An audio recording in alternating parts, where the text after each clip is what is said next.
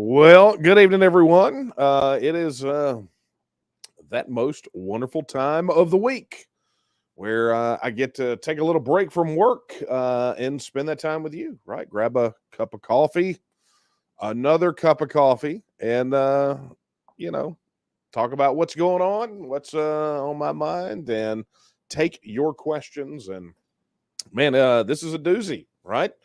The big show, the balloon has gone up. The Texas legislative session has started.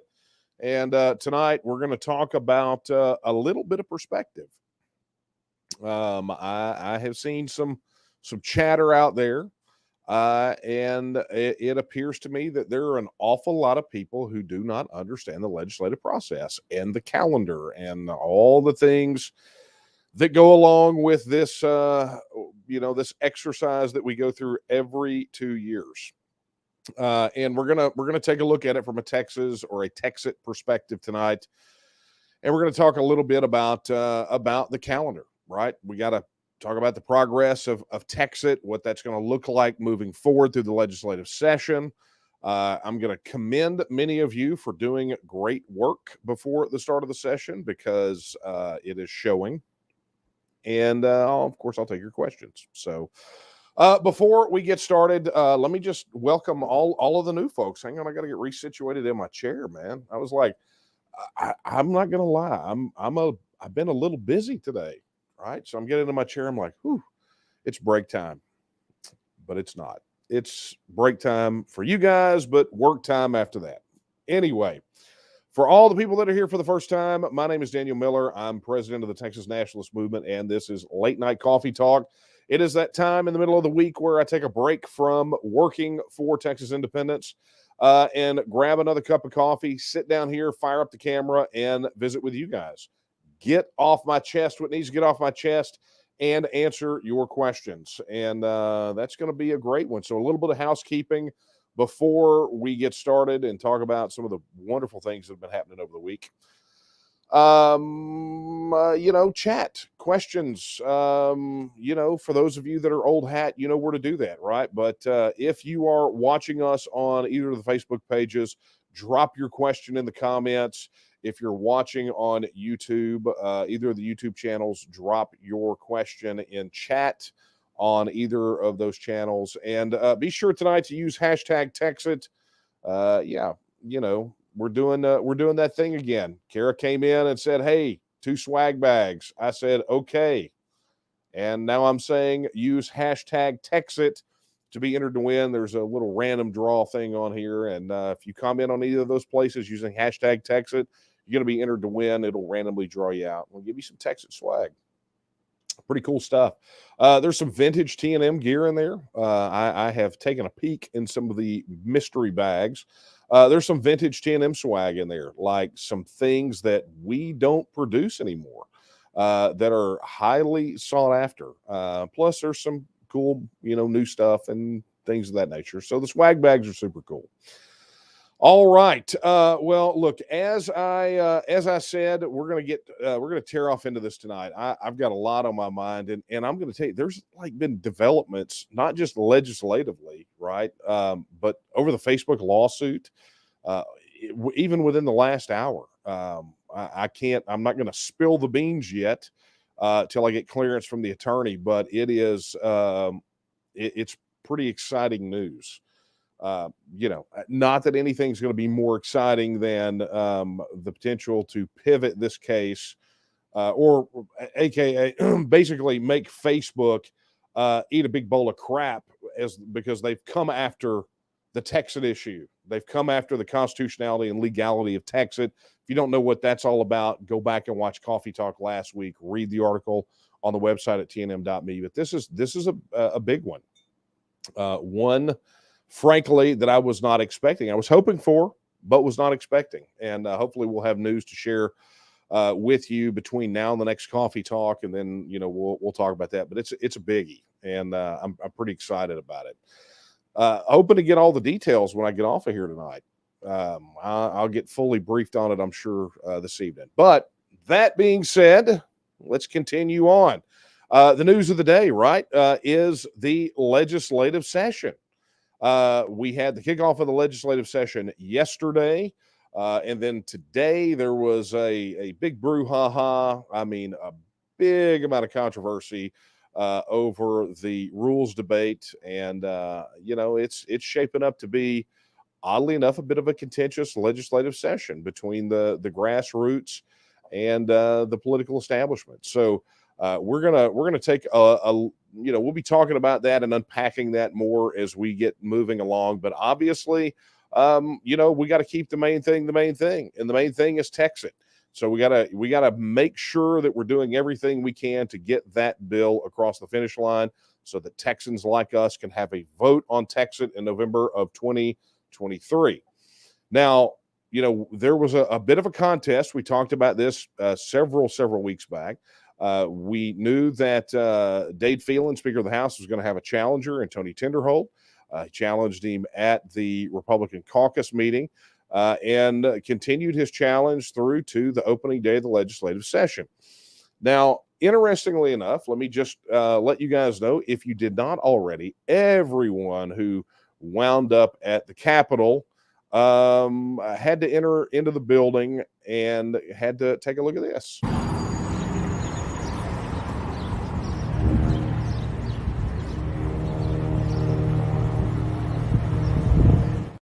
Yes, that is our banner flying over the Capitol again on opening day.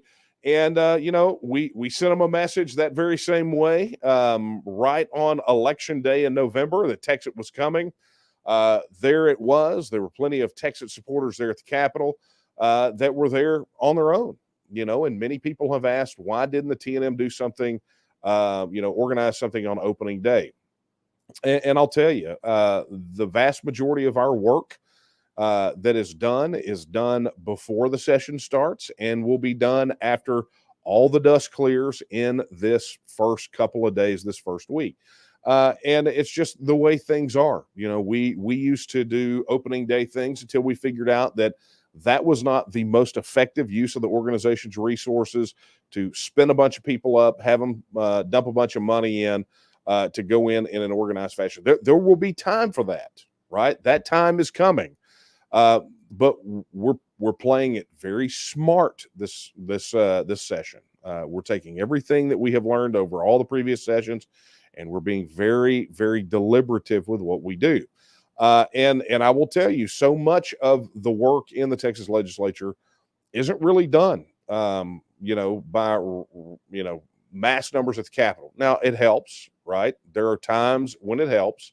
But as we have stated, the strategy that we talked about, last session, which is spinning up in these districts ahead of the legislative session, letting these people know during the campaign season what it is that we wanted, what you wanted, because you're a constituent of that representative or that senator, and, making sure that we have had those conversations with these folks on our particular issue, being very focused, very disciplined, is beginning to pay dividends. And it was great to hear Dr. Courtrup when we had our consultation.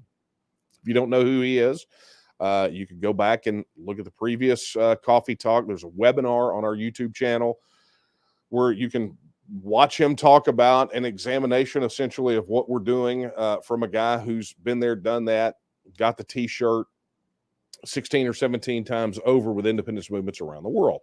And interestingly enough, that's one of the things that he talked about, was it's really about the pressure. I saw someone post in chat ahead of the live stream, essentially a paraphrase of what we talked about. If a politician is a windsock, then you have to be the wind. But sometimes you got to make sure that you kind of grease up the windsock on the pole. Some of these guys are super recalcitrant, and the feedback that I've gotten from those that did go to opening day is that the vast majority did not get to spend any substantial time with legislators. They talked with staff, and hopefully you were all very, very polite to those staffers.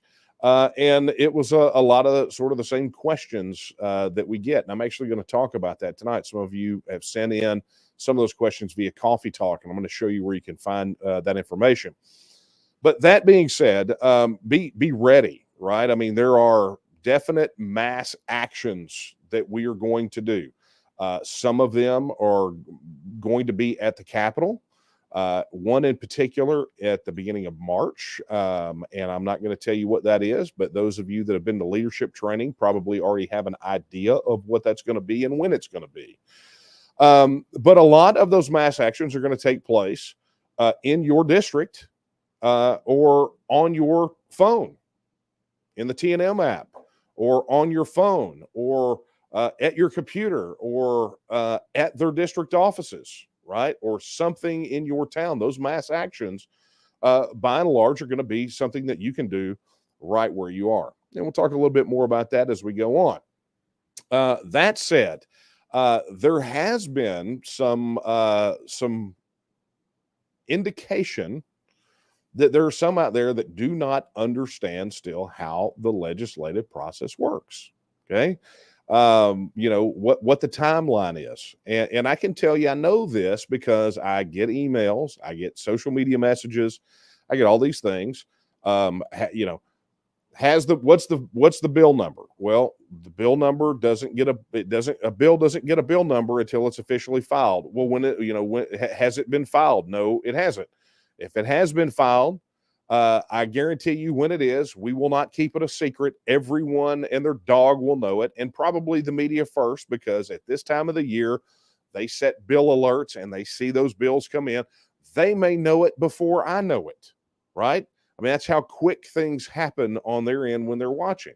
Well, people will say, well, you know, why hasn't it been filed? The session's already started.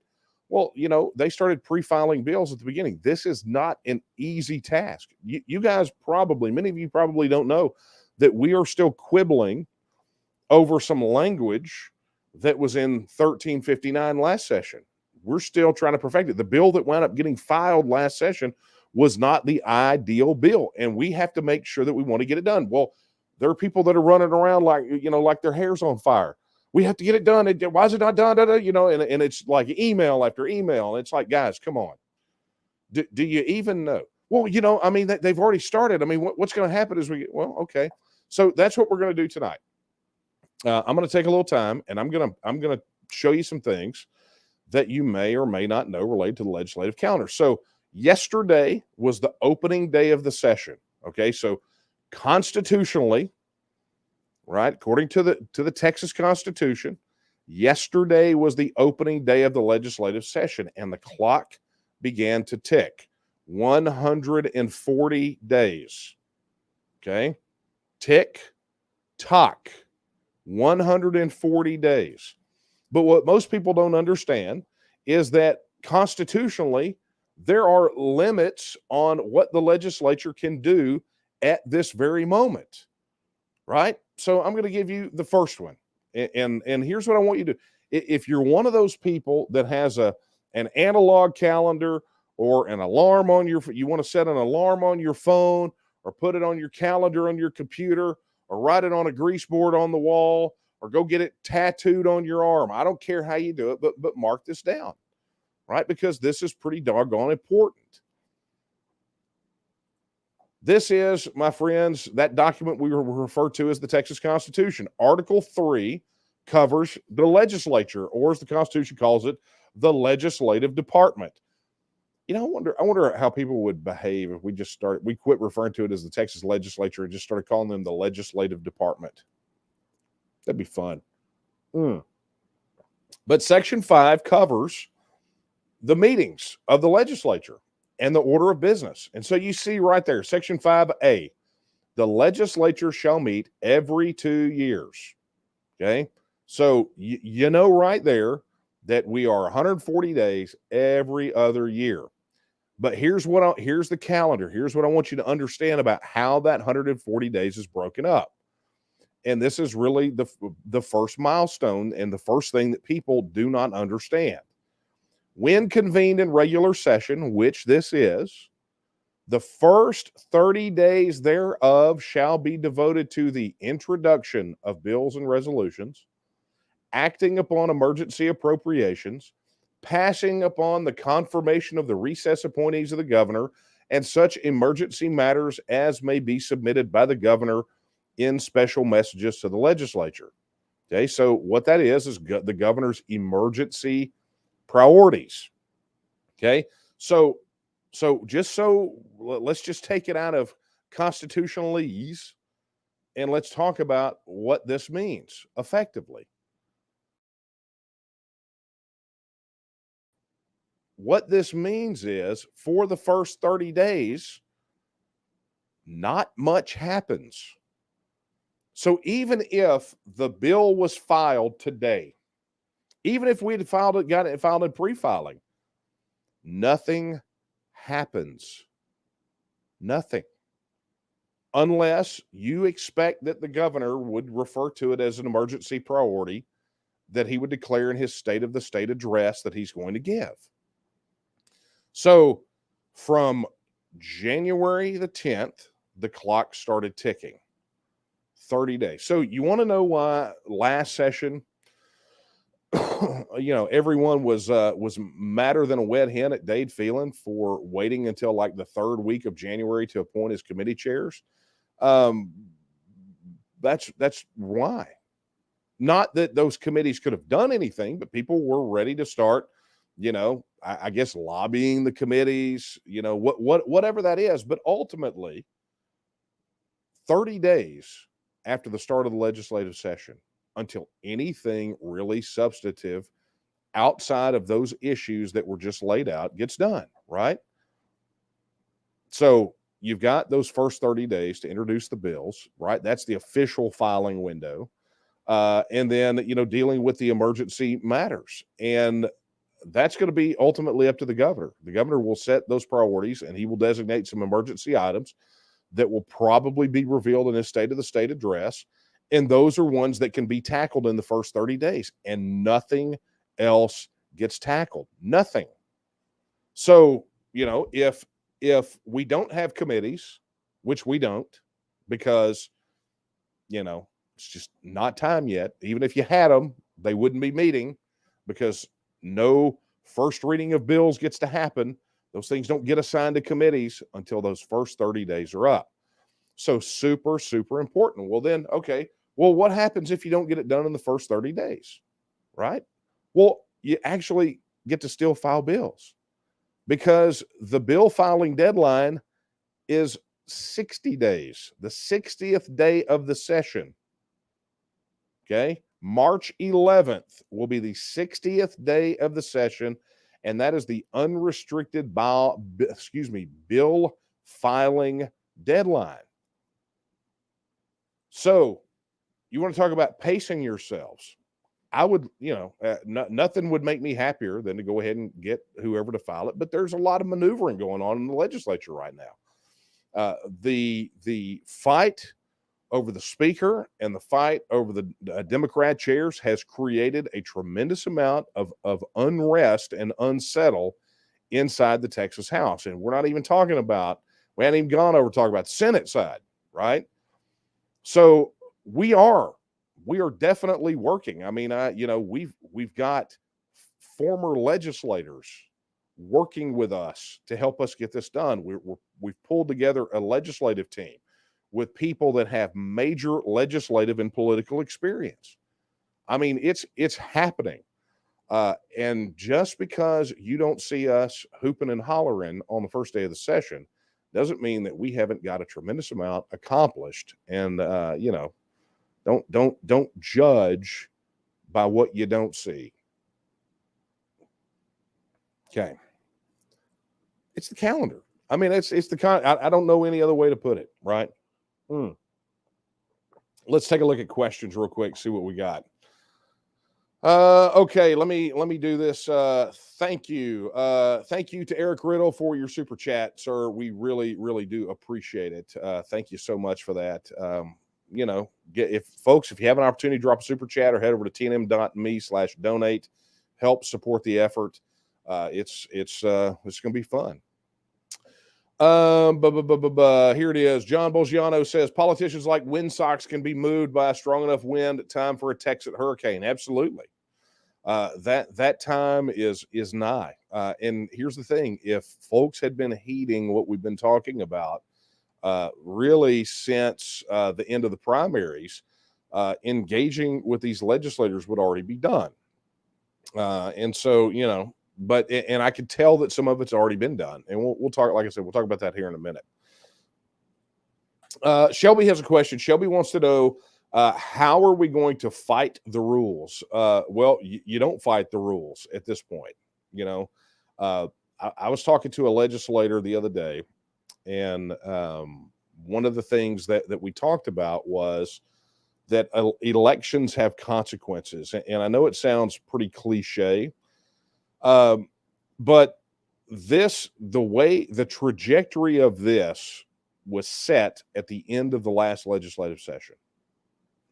Really and truly at the end of the last election, the election prior to the last session, right? This trajectory was set. That's when the hard work gets done. And I'm gonna tell you, it's one of the reasons that I wrote that section in my book. I don't have a copy of it here, but it's one of the reasons I wrote that section in the book about short-term thinking, right? And political amateurism. People don't understand the way that this cycle is, and they don't understand that it is a not necessarily a long game. It is a long game, but when it comes to these issues, it's sort of an intermediate game.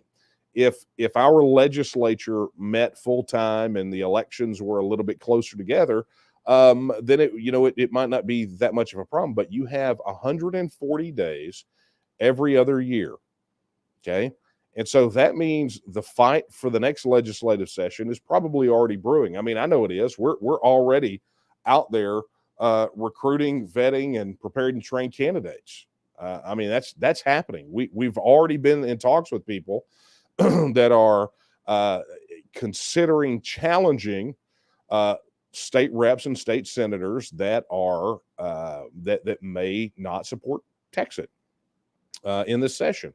And the rationale for that is not because of some knee-jerk thing that happened recently. The rationale for that is that we're looking forward past winning a TEXIT vote, because the people that are against TEXIT don't need to be in office after the people vote for us to leave. That's one of the biggest takeaways from Brexit, is you can't ever leave the Ramoners in place. Right? So the best way to deal with that is take care of it now. There's a lot of strategic reasons for that sort of thing. But the question is, how do you fight the rules? And the fact of the matter is that how you fight the rules is you have better, if you don't like the rules, then you got to have better legislators. That's just it.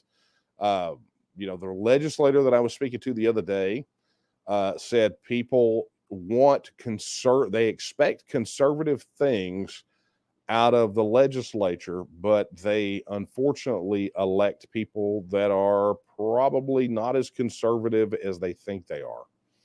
And so, you don't like the rules, that ship has sailed. The fact of the matter is that what you have to contend with right now are the rules that are on the table.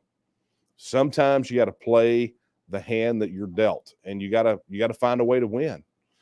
Sometimes, and I understand how some of you out there could be super discouraged by things that are going on, but understand the vast majority of the things that you have seen transpire over the last 48 hours, if we do the things that we need to do, may have almost no impact on our success. I mean, it'd be nice to have better legislators, I'm not going to lie, but let's be honest. Some of the people that maybe some of our friends would hail as liberty champions are not big fans of TEXIT. I mean, that's just the way it is. And some of the people that we may not consider some champions of liberty or conservative champions or whatever you want to call them are turning out to be bigger fans than anyone anticipated. So interesting dynamic. But I'm just going to implore you guys to keep the main thing the main thing. I can't say that enough. I understand how difficult it can be for people to comprehend how ridiculous this process can be. It is for me. But at the end of the day, your options are you fight through it, or you give up, curl up in an embryo, suck your thumb, and then let your children and grandchildren fight this battle because you gave up. And if you don't know, if you haven't learned it about me yet, I don't quit. I just don't. So it's the way it works. All right, let me do this. Oh, you know what? I almost forgot. So one of the things that I think was kind of interesting during the opening of the session was, oddly enough, this nominating speech that Cody Harris gave for Dade Phelan, which I don't know that anyone had that on their bingo card, right? May not have been a surprise to some people. I didn't know. I didn't expect it. But it was less about that, that he was giving the nominating speech than something that he said, something that he said during his speech. And see if you could pick up on this. See if any of this sounds familiar to you. Over the last week, we witnessed the culmination of decades of dysfunction in our nation's capital. Partisanship and petty political theater have come to personify our nation's political landscape. And we know that there are powers on both sides of the political spectrum who want the same dysfunction for Texas. The revered Sam Houston, whose portrait hangs over my left shoulder, once said, "Texas will again lift its head and stand among the nations." It is my firm belief that Texas, and particularly the Texas House, stands as an example to the world of how a representative government is supposed to work. Wow, that sounded awfully familiar. I don't know about y'all, but that sounds very similar to some things that yours truly has said. We quote. I mean, it literally was on the back of the first T-shirt that we ever made, and I, it's interesting. I see somebody in the chat saying that they cringe to hear Dade and Sam in the same speech, but you have to dig through and look at when is the last time do you think that Sam Houston quote was quoted on the House floor? When do you think that is? I would suggest that perhaps it was never. I don't know that there's any way we could comb through that and find out. But the fact of the matter is, it's almost like when Chip Roy got on the floor of Congress and asked the question about if the federal government isn't going to do what it can to secure the border, then why did Texas join the union in the first place? That is potentially one of those moments. That is potentially one of those moments. The fact that Sam's quote about Texas lifting its head and standing among the nations was one of the first speeches given from the floor of the Texas House of Representatives could perhaps be a signal. Mayhaps it is, and mayhaps it ain't.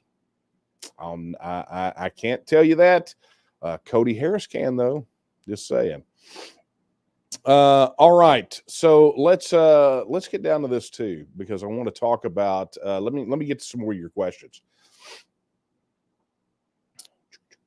All right, okay. Here we go. We're going to the grab bag of questions. Keith Erickson says, "Good evening, Daniel. Would you happen to know why Coffee Talk is unable to be connected via Roku?" I do not, but I show that we are streaming the Roku tonight. So if it's not working, we'll get somebody in tech to check that out. But thanks for letting us know. Okay. Let's see. Dolce says, if passed, will persons born in Texas but living elsewhere have a chance to return before the official secession? Very, very good question. This deals particularly with the citizenship question. And I will tell you, it's funny. I actually had this question. Was it night before last? Wherever I was. By the way, I spoke in Cold Spring Monday night. Man, almost. I mean, I didn't forget it, but I just didn't realize it. Feels like it's been some time between now and then. But I want to say that maybe that question came up then or somewhere else. But anyway, by the way, thank you to the folks out there in Cold Spring for having me out to speak. I really, really enjoyed it, and it produced probably one of my favorite Q&A exchanges of the year. It's gonna be a hard one to beat, and we'll talk about that. Yeah, we do need to talk about that. Okay, so that being said, the citizenship question. One of the things that, and just a reminder for those that are brand new, once the Texas vote happens, we go into this mode where the Texas government has to address topics that are in 4 general categories. Okay. Number 1, constitutional issues. Number 2, statutory issues. Number 3, international covenants, treaties, and agreements. And number 4, negotiated issues. Okay. So if you're looking at where this question of Texans that are currently living abroad, plus the rights of those Texans, wherever they're living, you're actually dealing with it. You're dealing really across all 4 of those, right? I suspect that Texas is going to want to establish a constitutional definition of citizenship. I think that Texans feel pretty strongly about that they would want it codified constitutionally rather than statutorily. But you will also have to have some statutes that go along with that to enable it, to enact it. The final thing is the third thing, the international covenants, treaties, and agreements. You're going to have some international agreements, some treaties signed dealing particularly with the rights of your citizens, of Texans that live abroad, and the rights of those people when they come here. But finally, the negotiated issues, and that one is going to be really interesting. And I think the citizenship issue is one of the ones where you could see a clear analog to Brexit, not one-to-one, because there's no one-to-one analogs, but it became a major discussion in the Brexit negotiations with the EU about the rights of UK citizens living in the European Union and rights of European citizens that held an EU passport that lived inside the UK. And, they wound up having to come to terms and have a reciprocating agreement for the withdrawal. So that will be, if you're talking about Texans living in the United States, that's one issue. Other than that, it will ultimately be up to the people of Texas to decide post-Texit what our citizenship and immigration policy looks like, which is honestly one of the most beautiful things about Texas, is that the power to make those decisions finally lays in our hands and not in the hands of the Chuck Schumers and Nancy Pelosi's and Mitch McConnell's and Senator Shreks of the world, right? We get the opportunity to make those decisions, and that's a lovely, lovely thing. Who's writing that in the chat? That's funny. Okay. Excuse me. All right, let's get down to it. We've got some questions that have come in via email, and let me get to these. Fun. All right. Okay, this one is from Tanya. Excuse me. Tanya was at the Capitol. I almost said at the border. I know that some people may mistake those two. Given the chaos at both, right? But this is what Tanya says. Tanya says, spoke with some representatives at the state capitol yesterday. According to their right-hand folks in their office, their biggest beef with the TEXIT movement is losing Social Security. Ah, yes, the old, they're going to let grandma die in a ditch thing. There has got to be a very clear answer to that, especially considering our state is somewhere around the 11th largest economy in the world. Tanya, thank you for your question. We're the 9th largest economy in the world, and post-TEXIT, wouldn't surprise me if we became the 4th or 5th largest economy in the world. But when you hear legislators, or frankly anyone else, use the Social Security question, what that tells you is really two things. Number one, generally they don't know how Social Security works. For them, it's just some of them it's just magic money in a box, right, in the mailbox. Others, there's a tremendous concern, right, because they paid into it for many years. Maybe they're not collecting yet. They just don't know how it works. But there is another group of people out there, and that is the willfully ignorant. Okay, so what I'm going to do, in fact, let me do this. So just so you understand, and this is not specifically for Tanya, this is really for anyone out there. If you don't know where to go find answers to the TEXIT questions, right? Number one, read the TEXIT book, right? You can go get the book. It was, multiple time bestseller on Amazon. I mean, it's not like it's hard to find. You can buy it on the TNM's website. You can get it there. But if you don't want to buy the book, you're like, hey, you know what? I don't know enough about this. I don't feel like dropping money on the TEXIT book. Then don't buy it. Go to texitnow.org, right? It's the website that's on your screen right now, texitnow.org. Or you go to the TNM site and click the TEXIT link, and there it is, right? It's not the TEXIT book, but this FAQ, where it says questions about TEXIT, you can search, but I'm going to show you right now where to find it, okay? So the Social Security question, which, by the way, for many years was the single most asked question related to TEXIT. I mean, we got it everywhere we went. What about Social Security? What about Social Security? So, we took everything, we compiled it down, we put it in the book, but we dealt with, under the Health and Social Services category, we dealt with the questions not only of how will TEXIT affect Social Security recipients, but what could replace Social Security in an independent Texas, right? Because those two questions are really closely aligned, and I'll explain to you why. The crowd out there that loves to say, oh, TEXIT means that you're going to let grandma die in a ditch or whatever. Those folks, a lot of them don't really want an answer. They want an excuse, right? They want an excuse to do nothing, to support the status quo, to go along, get along, whatever, right? But there are people that are legitimately concerned. And so when it comes to the Social Security question, it's a pretty straightforward thing. You have to look at, and it's this way with many things related to the federal government. If you are a Social Security recipient or you have paid into the Social Security system, you can draw your Social Security and not live in the United States. There are many, many, many, many, many people who cannot live in the United States off of what they get from Social Security and move to countries where those dollars will go farther.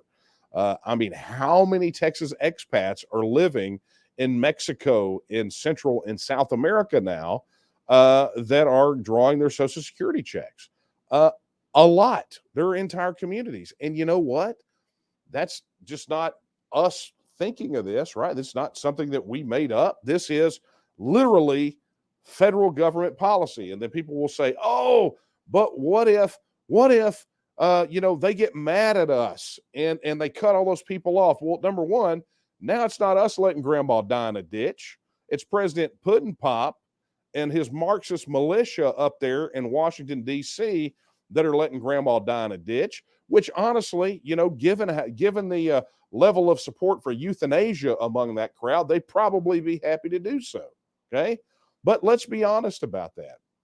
There are political ramifications if they do that, and economic ramifications, because effectively what they're doing is stealing the money that people paid into it. And they're like, but what if they could do that? I don't trust them. Well, I don't trust them either. But that's why you have a question on here like this, right? That says, what could replace Social Security in an independent Texas? Just so you understand, if that is the decision that the federal government makes, there will be economic repercussions for them, not for us, for them. Because you have to remember, we already overpay $103 to $160 billion annually into the federal system already. And total payouts, generally, I think the last time I checked the numbers, total Social Security or federal pension benefit payments, not just Social Security, but federal pension benefit payments, was about $74 billion annually into the federal system. $74 billion. Or into Texas, rather. So if those payments are $74 billion and we're overpaying about $103 to $160 billion annually, I remember my grade school arithmetic. I know which way the alligator's mouth is open, right? I know what that looks like. It literally means that if they cut off Social Security, it wouldn't be a problem. we could make good on every marker that's on the table and still have enough money left over to eliminate the property tax, right? Completely eliminate it and never think twice. And being rid of the federal government and federal regulatory accumulation means that we're no longer subjected to 2% GDP compression compounded annually, stealing 85% of our wealth. We see Texas take off to the 4th or 5th largest economy in the world, and Texas becomes the most prosperous nation in the Western Hemisphere. That can happen, and it could very easily happen. We have everything we need. So let me tell you something. When it comes to taking care of the elderly and taking care of our veterans, Texas could do a whole heck of a lot better job than the federal government would. So, you may have retirees that want to opt out, but at the end of the day, the federal government is going to have to honor that agreement they made. That is an agreement they made with the individual that paid into that system. That is between those two people. But I'm going to tell you right now, if the federal government fails in its responsibilities, Texas has enough money to cover every single solitary dollar owed to those seniors. And, here's the bottom line. We'll just put a tariff on all of our refined oil going out of Texas, or our crude, or whatever goes out of Texas. We'll put enough tariff. And, just like Trump said about Mexico and the wall, we'll just make the U.S. pay for it that way. It becomes that game then of revenue. If the federal government wants to screw us over on one side of the equation, we will make it up on the other, because we have the ability to do that. So anyway, look, I would encourage you, anyone that has questions about TEXIT, look, read the book. If you don't want to read the book, you want to do it for free, go to texitnow.org, right? There's the TEXIT. And it's just about every question you could think of, from the constitutionality of it to economic questions to defense and security, ag questions, and we add answers as often as we can. But that's what it boils down to. So, if you're legislators, if you're talking to legislators or their staff, that means they just haven't boned up on it. But see, that's your opportunity right there. That's your opportunity to go in. And if you guys, if you take the time and you study the issue, and I'm not saying you got to crack the books and do all, but if you know some of the core things, like right now, just from that piece of feedback, every one of or if you've seen me kind of roll my eyes every time I get the question in a Q&A at a speech, the Social Security question is going to come up. We already know the opposition is going to hit us with that one.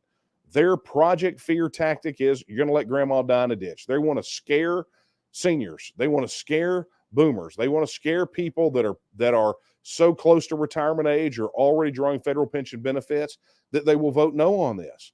And the way you combat that is you combat it with the fact that they're lying. That, anyone who says that has no idea what they're talking about. And the fact of the matter is, Texas is a free, prosperous, self-governing, independent nation. It has no problems economically, fiscally, financially, dealing with any of that.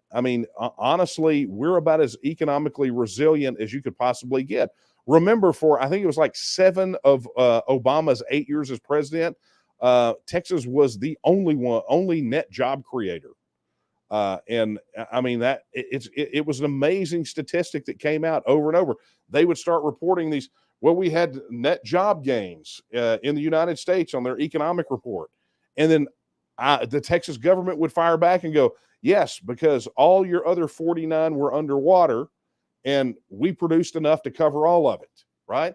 So, if anyone has any kind of concerns about that, just bone up on the issues, folks. Understand the questions that they're going to come at you with, and be prepared. And at the end of the day, if you don't know the answer, say, look, I can't give you the specifics for that, but I know where you can get them, right? You go to texitnow.org and you find your question, and you will get an answer. And I think you will agree that the answers to the questions are accessible and thorough, and pretty well answer these things in total. So anyway, hey, thank you for that question. That was a really, really good one. Tanya, rock and roll. Okay, let's see. We got an email in from Anna. Anna says, "Please enter me in the drawing. Hashtag TEXIT." It doesn't work that way. I can't do it from email. You have to go into chat on YouTube or the comments on Facebook, and just comment with hashtag TEXIT. Okay, here is. Let's see. Let's take a look at this question that came in. Okay, fun. So this is from Tyler. Tyler says this. He says, "My name is Tyler Mattingly, and I'm a young man who plans to run in 2024 for State House. I'm sending this email to ask what tips and tricks you have for building a team and getting a campaign off the ground. If elected, I would become the youngest member of the State House at 22. I've never run a campaign before, but hope to become a stronger voice for conservative values in Texas." All right. Well, first and foremost, let me congratulate you for being willing to step up. This is a thing, something we said at the end of the last cycle, not this previous cycle, but the cycle before. Every election, every cycle, we want to run candidates. We want pro-Texit candidates. If you want things to change, you make things change. Like the legislator told me the other day, elections have consequences, right? So we have to make sure that we've got people running from the State House down to the schoolhouse, and that's just the way it's got to be. So, Tyler, here's what I would encourage you, or frankly, anyone else. If you're interested in exploring a run for office, we have got a phenomenal program. One of the folks that's leading our legislative team is actually going to be heading up this effort this go around, and it's the effort that we had with over 100 candidates sign on in the last cycle, which again was such a shocker to the Dallas Morning News. I thought the guy was going to swallow his. Matter of fact, hold that. I've got a Dave Lieber story for you here in a second. But look, if anyone is interested in running, head over to taketexasback.com, click the Run for Office link, or there's the direct link to it right there, and fill it out, and we will get you in the hopper. And that's what we intend to do through Take Texas Back campaign and the TNM PAC.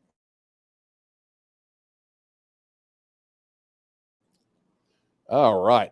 So let me tell you, thanks for that question, Tyler. All right. So the Dave Lieber story. Okay. So many of you may not know, but it was right after the primaries. I think it was Dave Lieber, who they call him the watchdog at the Dallas Morning News, found out somehow that over 100 candidates had signed our Texas First Pledge, listed as Texit candidates, pro-Texit candidates on our website, and just, flipped out. I'm not saying he had a meltdown or anything, but I'm just saying he flipped out. He's like, "How come I didn't know about this?" I said, "Look, ask your colleagues. We've been around as an organization since 2005, steadily doing our work. And the fact that you guys haven't noticed is really not my problem. It does make my work a little bit harder when you don't report on us. But at the end of the day, that's on y'all." And so he wrote an entire article about the campaign, about how we had all of Abbott's primary challengers effectively sign the pledge, and two of the candidates in the lieutenant governor primary, and all three Republican primary candidates for ag commissioner. And we had a Democrat sign on, and I remember somebody who was running the Green Party. We had Libertarian. We had people from statewide office all the way down to local offices. And it was shocking. He was just so surprised. Well, fun fact is that he actually mentioned us in his column for what to watch in 2023. And I thought that was rather interesting. So they're watching us, folks. And so I would suggest that we give them something to see. You do that by going out there and doing all the things necessary to win. You keep doing what we've been doing, but you do it to a much larger extent, a much larger degree. And for those of you that are watching tonight, or if you're listening somewhere and you haven't gotten in the game, I'm going to encourage you to head over to tnm.me/vote, pledge your support, get in the game, right? Let's continue to shock folks like Dave Lieber and the rest of mainstream media, right? tnm.me/vote. All right, let me go over here and check our questions.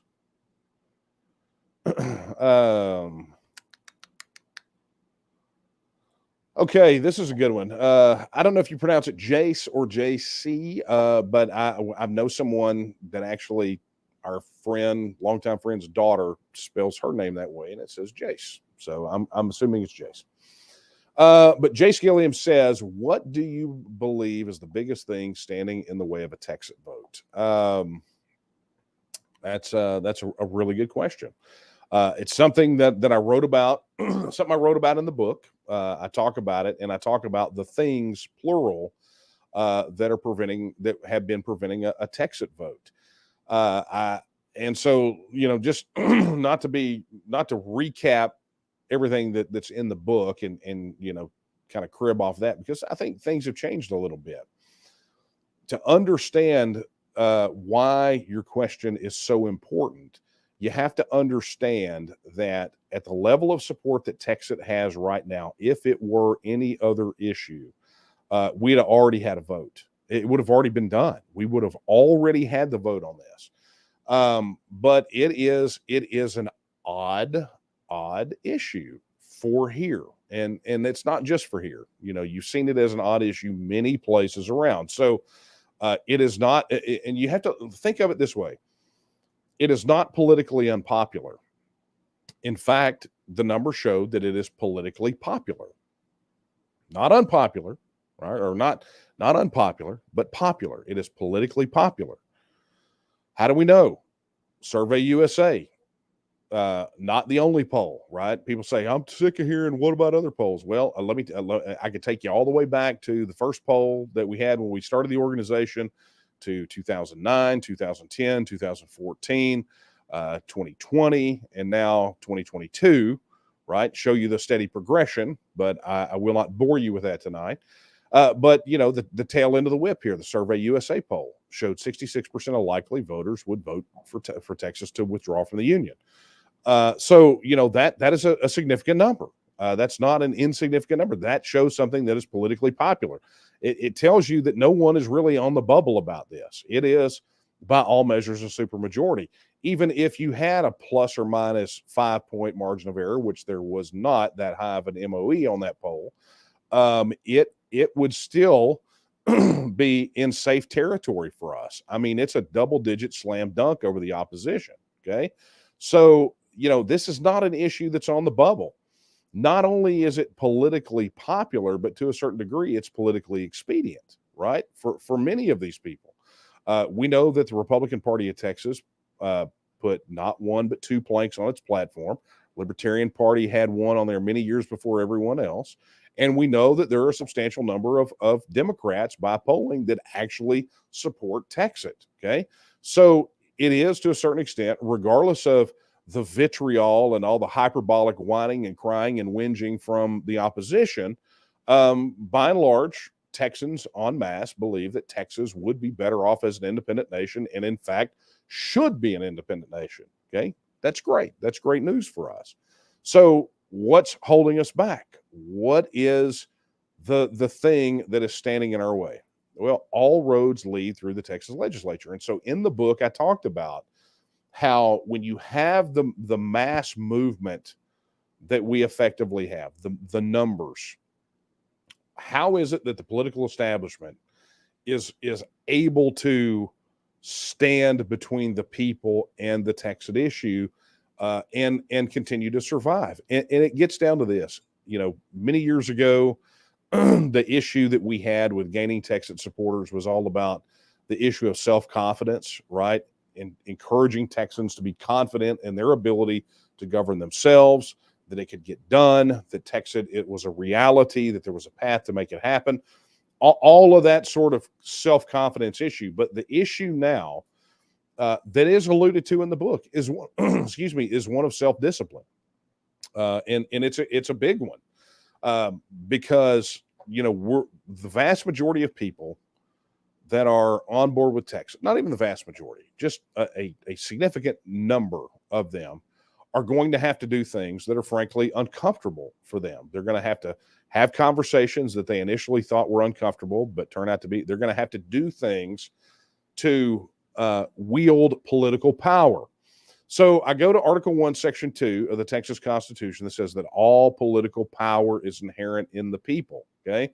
So by virtue of that fact, you know that this must be a people movement, but it's not enough to, this can't be one of those where everybody's running around with their hair on fire in this direction, that direction. It has to be very well organized, very well disciplined. And that is, if you want to know what's really holding us back, it's that if TEXIT supporters voted as single issue voters and voted as a block in every single solitary election until we had a majority of pro-TEXIT candidates, we would not have to fight a single ounce. We wouldn't have to expend a single bit of energy hardly to go out there and make TEXIT happen. It would have already been on the ballot. It would have already won.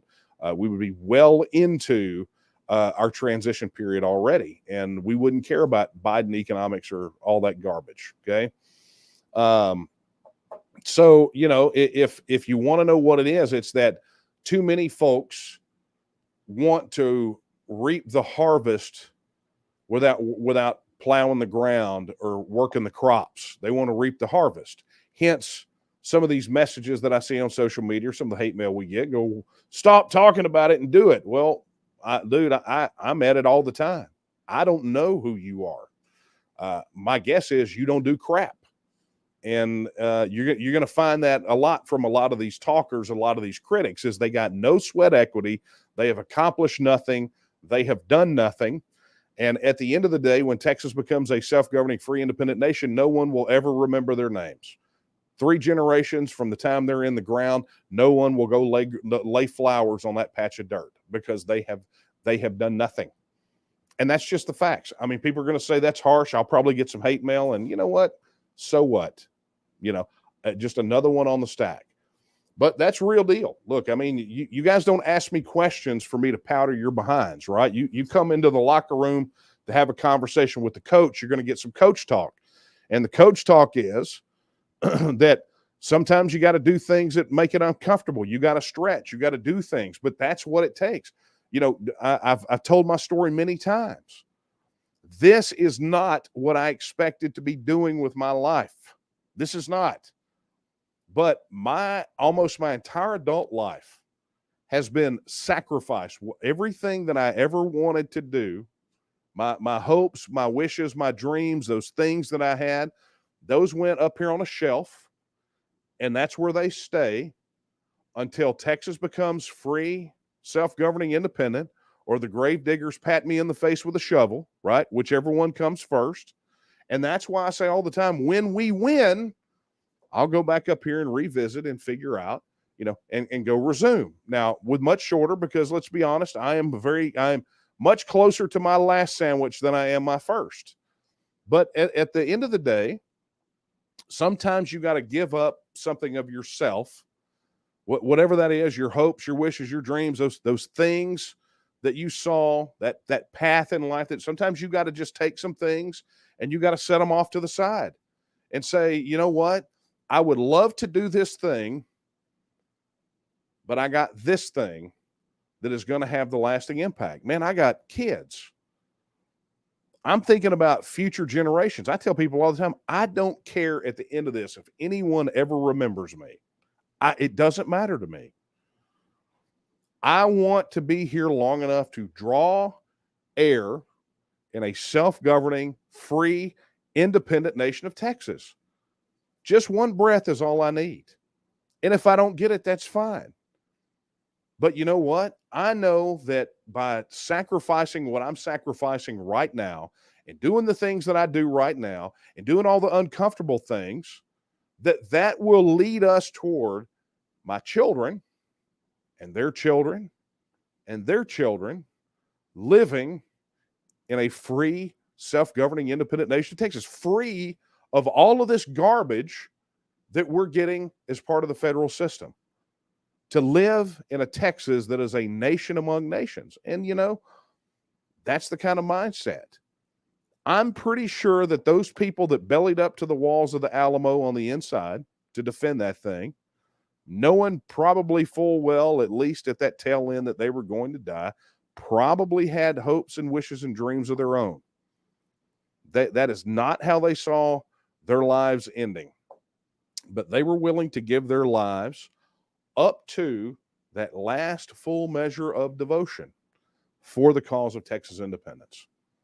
So I do it to honor the future. I do it to honor our ancestors. And frankly, sometimes people say that I expect too much out of our folks, but I don't. I just expect our people to be cut from the same cloth that made Texas a republic the first time. I expect us to be Texans. I expect us to do the things necessary to win our independence. So if you want to know, that's it. And I know you probably thought that I was going to talk and say, well, it's the legislature. Well, that factors in there too, but it really starts by not scapegoating others and saying, look, if I do what I need to do and together we do what we need to do, then there's not anything in the world that's going to keep us from achieving independence. Nothing. That old quote that you see all the time, if you want something done, you tell a Texan it can't be done. I had a good friend of mine tell me one time, if you ever want your kid to learn how to play guitar, put it on the bed and say, don't touch this. Texans are kind of that way, aren't we? So anyway, thank you very much for that question. Oh my gosh, I am way over time. Let me get to a thank you for some super chats. Thank you to Cryptic Spy. Here's toward my future as an 18-year-old. Hey, there we go. Our young Texans are going to be the ones that carry this torch for us. Once we gain Texas independence, they're the ones that are going to secure it. So thank you so much, Cryptic Spy. We appreciate that. And get in touch with us. We're firing off a college program, and my understanding is that we may be looking at some of the lower schools as well. So, like maybe a high school program. Don't know, but we're starting with college. I'm going to get myself in trouble. I'm going to shut up now. All right, Jim Van Zandt. Hey, thank you, Jim, for your super chat, $20. And Dave Krieger, thank you so much for your $50 super chat. I really, really do appreciate it. All right, guys, I am way behind time, and I've got some drawings to do. So let me get to that really quickly. We'll draw for you guys, and then I'll share my final thoughts. I hope you guys don't mind if I go into overtime. I'm sure you don't, right? All right, here we go.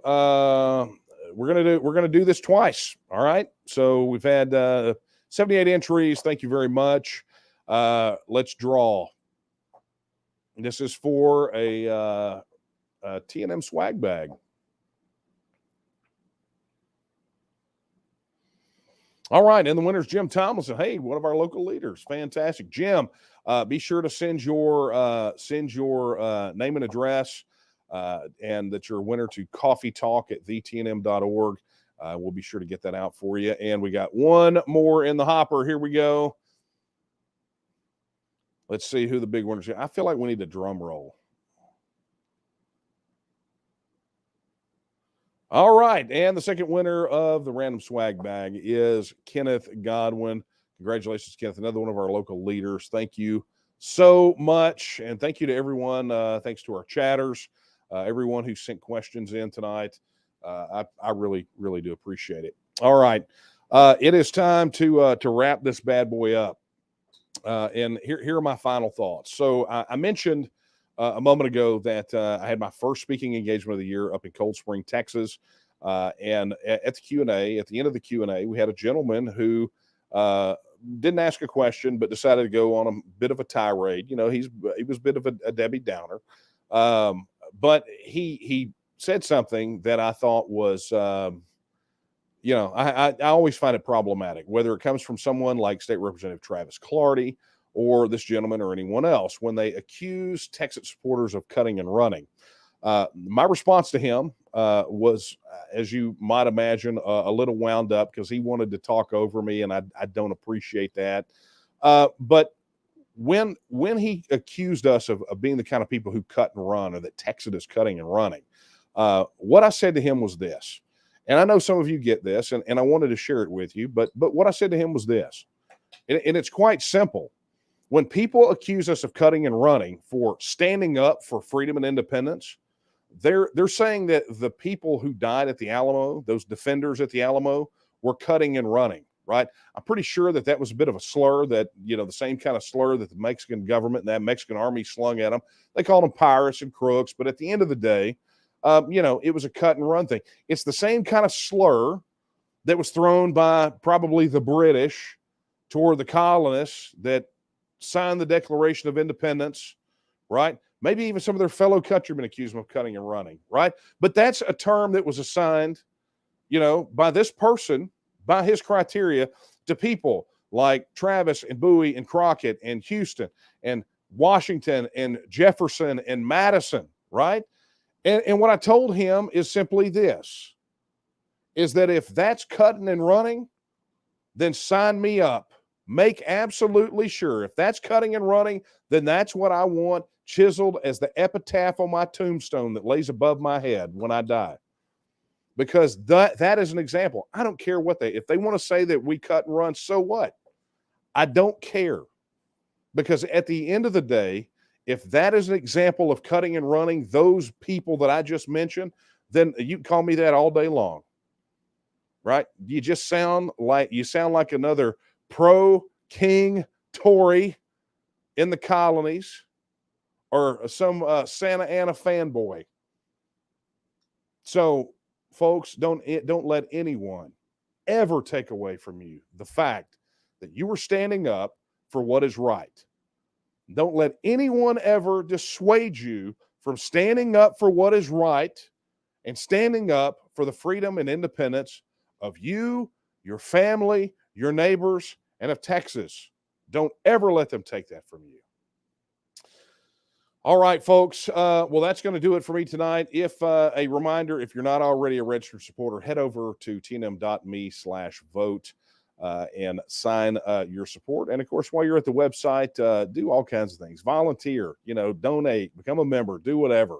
Additionally, I'll share this with you. Hot off the presses, and something that is sending some of the leftist media into meltdown. On the 26th of this month, I'm going to be speaking at the Rally Against Censorship in Conroe. And today they actually announced that Kyle Rittenhouse was going to be the keynote speaker. So I'm going to be there. Our attorney that's suing Facebook, Paul Davis, will be there speaking. Dave Roberts, you guys know him. He wrote the Patriots of Treason series. Cassandra Spencer, who was an investigative journalist for Project Veritas. Justin Sheffield is a former Navy SEAL and author. And Kyle Rittenhouse. We're all going to be there. Space and tickets are limited. So I'm going to encourage you right now to go over to defiancepress.com. That's defiancepress.com, and get your tickets. You'll go there to their website. You'll see a button there that says, get tickets or get info. You'll see it. It's at the top of the page. But go over there and do that ASAP. A good time will be had by all. Let's pack that place out with Texiteers, folks. Houston Chronicle's having a meltdown. All these media guys are having a meltdown. Oh, you got Kyle Rittenhouse and a secessionist. It's like, dude, say my name. You know who I am. Don't act a fool. All right. It is time, my friends, to wrap this up. Thank you all very much. And I will leave you tonight, not with my words, but the words I end with every speech, every live stream, and words that you heard uttered on the floor of the Texas House a moment ago. The words of Sam Houston when he said that Texas will again lift its head and stand among the nations. My friends, I believe that time is now. And the question is, will you stand with her? Good night, everyone.